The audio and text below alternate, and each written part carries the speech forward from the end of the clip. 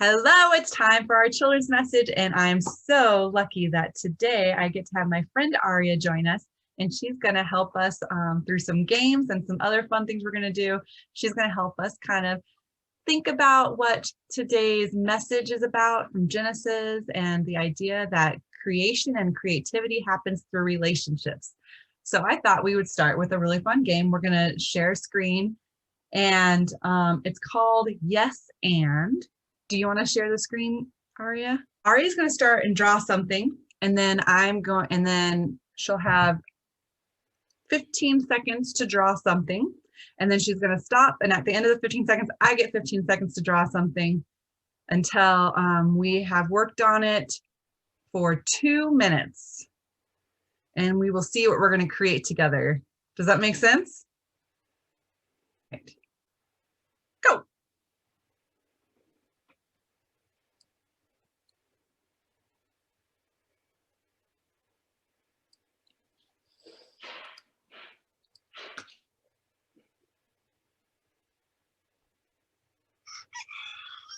All right, my turn.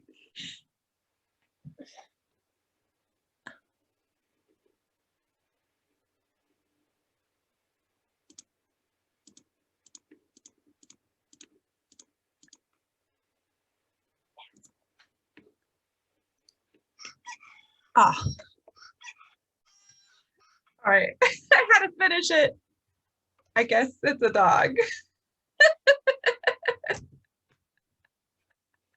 With a funny tail. That was fun. I would have never, I love seeing where the story was kind of taking itself, the picture, huh? Based on you just starting with the tree. Did you have any ideas that that's where it was going to take us? No, I had no clue. It's kind of fun to see what happens, huh? So thanks for playing that fun game with me. I love that neither of us had any idea where the picture was going to go until we started working on it together.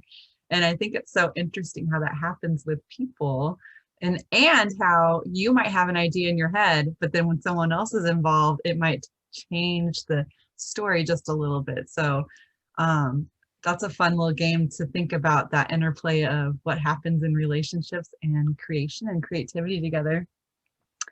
Now I have another activity that anyone can do.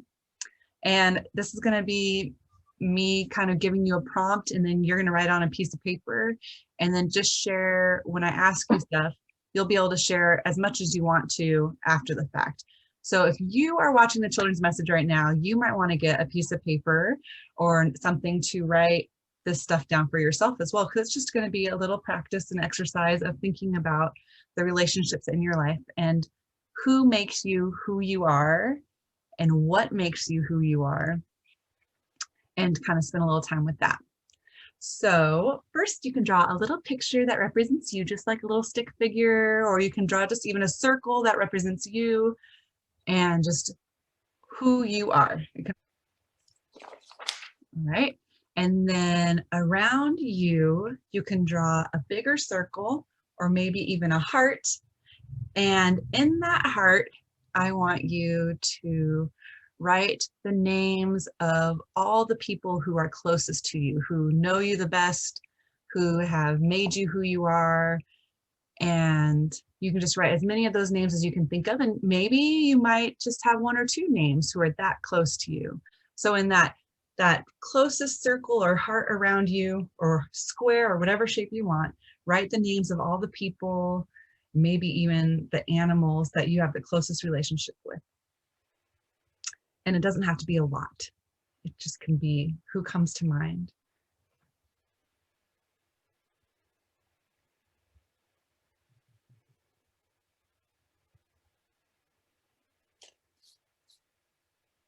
All right, now you're going to do another shape around that one, a little bit bigger than everything else, kind of like a ripple effect, right? So it's going to be a bigger heart, a bigger square, a bigger circle that's going to encompass all of that. And in that circle, I want you to name the other people who are maybe not as close to you as those closest people to you, but maybe these will be like your closest friends, or any teams you might be on, or families that you're really close to. So they know you well and they've affected your life, but they might not know everything about you. And you may not spend all your time with them, just some time with them. And then when you're ready, do one more circle around all of that. And these people are going to be people who affect you, who are part of your life, but maybe they're more like on the periphery, that you might call them acquaintances, that you know their name, you know their face, but you don't really know each other too well. You haven't spent that much time together. All right. So you kind of get the idea. Feel free to take as much time as you want with each of those circles as they get wider and further away from the core of who you are. So here's something cool you can do with that. That simply could be a prayer exercise. So now you can look at that and think, whoa, these are all people that God has put in your life. These are all people who are affecting you and making you who you are, even for better or for worse. And it could be a nice visual for you to sit and pray. You can pray over certain circles or specific people that popped up for you, or you can pray for the whole thing, because God is there through it all. And you can also pray about how you then are affecting them, because relationships aren't just one way. In a general way, relationships take two people. So when you are aware of each other and you have some kind of relationship, you can affect and inspire each other to be the best of who they can be. You can inspire each other to make something new together and get creative together. And so this is just a fun visual way for you to think about that. Do you want to share your picture? Yeah. Ooh, nice. Oh my gosh, that makes me so happy. What a nice picture. So if any of you have decided to join us in this exercise and create the circles, the hearts, the relationships that make you who you are, and draw that out, I would love to see it. So feel free to email or text me those pictures, and don't worry, I won't share it unless you want me to. But I would love to see that. And remember, this can be your prayer practice. But I think what's really important for us to remember is that God created us to be in relationships. None of us exist alone.